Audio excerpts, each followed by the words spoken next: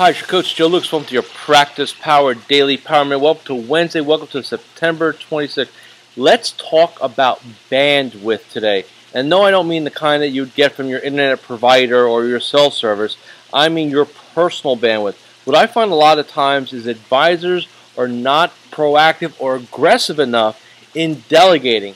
And look, I know a lot of you are in a lot of different areas, whether you're a soloist at a major firm, independent, on a team, have help, don't have help, whatever. I understand that. So let me just give you sort of the overall general rules or guidelines, if you will. Number one is even if you don't have somebody right now you're delegating to, you still want to create what I call that delegation list. So, for example, what I do on a constant basis is I am always asking myself the question of, am I the only one that can do this? Am I the only person, whether I have that person on staff or not, that can get this done? So for example, I mean, doing these videos, right, and doing my one-on-one coaching calls, we start thinking about prime activities. There's like 3 or 4 things I need to do, and then everything else is technically delegatable. Now, I know some of you sitting there saying, well, that's nice, but I have nobody to delegate it to.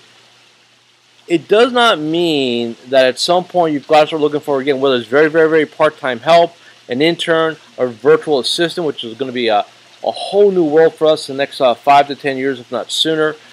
The bottom line is this.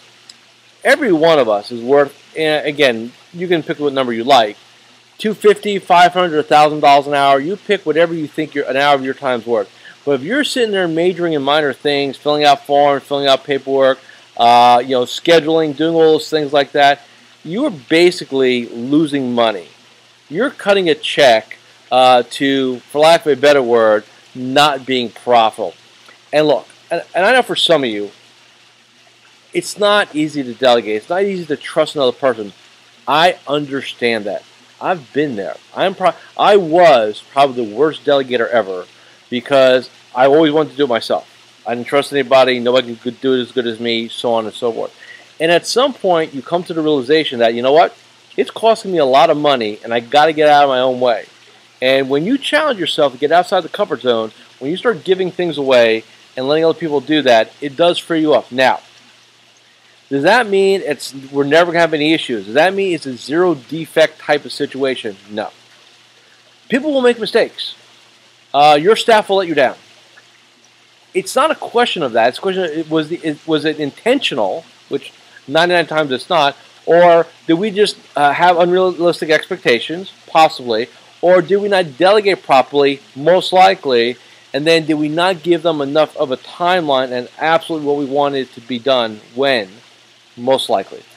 So keep that in mind and challenge yourself to always get outside your comfort zone in terms of delegating, in terms of increasing your personal bandwidth. Hey, have a great day today, and I'll see you tomorrow.